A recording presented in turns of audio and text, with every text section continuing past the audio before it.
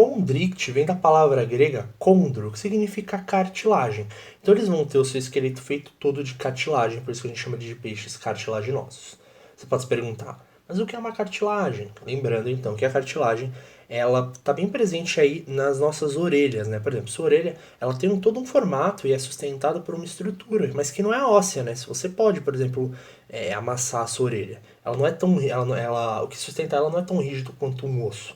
É o que a gente chama justamente de cartilagem, essa estrutura que dá sustentação à nossa orelha, mas não é tão rígida. E é isso que vai formar o esqueleto dos condrictes. Os osteíctes, por outro lado, como o nome também indica, ósteo é uma palavra grega que significa osso.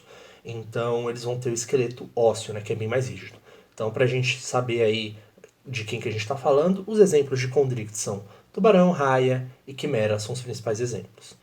Os osteíctes a gente tem aí linguado, traíra, peixe-lua, peixe-palhaço, um monte de peixe. A maioria dos peixes que você conhece são osteíctes, tá certo? Agora vamos falar de algumas outras diferenças que a gente pode observar entre um grupo e outro. Começando pelas escamas, né? O que a gente pode observar? Que as escamas dos condrictes são placoides e justapostas. O que é justaposta? Justo é justamente estar muito próximo, né? Tá muito pertinho da outra. Como eu tentei representar aqui nesse desenho, se a gente olhasse de lado, né, elas estão justamente aí muito pertinho uma da outra. O termo que a gente usa é justaposta. Isso dá para eles uma característica bem interessante. Por quê? Por elas estarem tão pertinho, a gente não percebe claramente as escamas, né? Você não olha para o tubarão e percebe claramente as escamas deles. E mais do que isso, se você passar a mão no tubarão da cabeça para a cauda, né, nesse sentido aqui, como elas são justapostas assim, você não vai ter quase nenhum atrito, eles são bem lisinhos, né?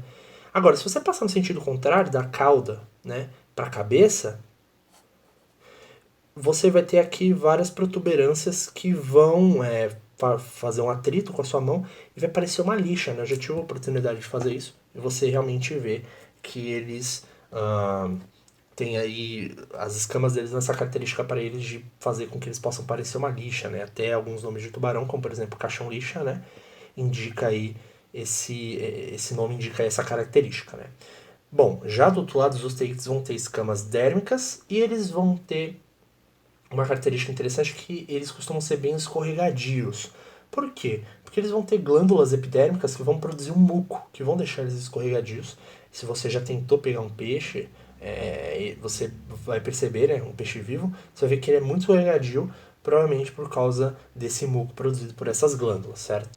Outra característica que vai diferenciar eles é o tal do opérculo. O que é o opérculo? É uma estrutura óssea que protege as brancas. E como ela é óssea, ela vai estar presente nos peixes ósseos, nos osteíctes, né?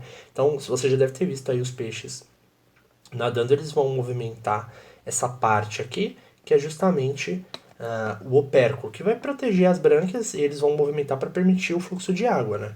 Então, basicamente, os osteíctes vão ter um opérculo que vai proteger suas brânquias e que eles vão ficar movimentando aí para promover o fluxo de água, enquanto os tubarões, as raias, não vão ter essa proteção. As brânquias deles vão estar bem mais expostas, tá? Outra diferença é a nadadeira caudal. A nadadeira da cauda ela é diferente, porque enquanto nos condrictes ela costuma ser assimétrica, ou seja, se eu pegar ela aqui e dividir em duas partes iguais, né, você vai ver que a parte de cima é diferente da parte de baixo, uma é maior que a outra.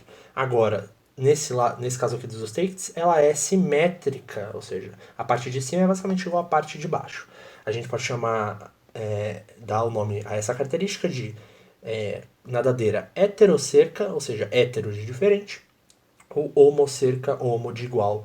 Então, porque você vai ter aqui dois lados iguais, né, dois lados simétricos, e aqui dois lados diferentes, dois lados assimétricos da nadadeira. E bem, essas são algumas diferenças. Você vai ter várias outras diferenças relacionadas ao sistema excretor, ao sistema reprodutor, respiratório, nas estruturas sensoriais também, eu também não coloquei aqui, mas também tem diferenças na osmorregulação desses caras, mas eu vou falar dessas diferenças enquanto eu for falar de sistema excretor, sistema reprodutor em outros vídeos que eu destaco essas diferenças entre condrictes e osteíctes. Então, é bom estar atento a essas diferenças, porque o vestibular gosta de cobrar essas diferenças entre esses dois grupos. Vale a pena também dar uma olhada nos outros vídeos para ficar atento a essas diferenças, ok? Espero que esse vídeo aqui ajude vocês a ter uma noção das diferenças entre os dois grupos e deem uma olhada nos outros também, ok? ok?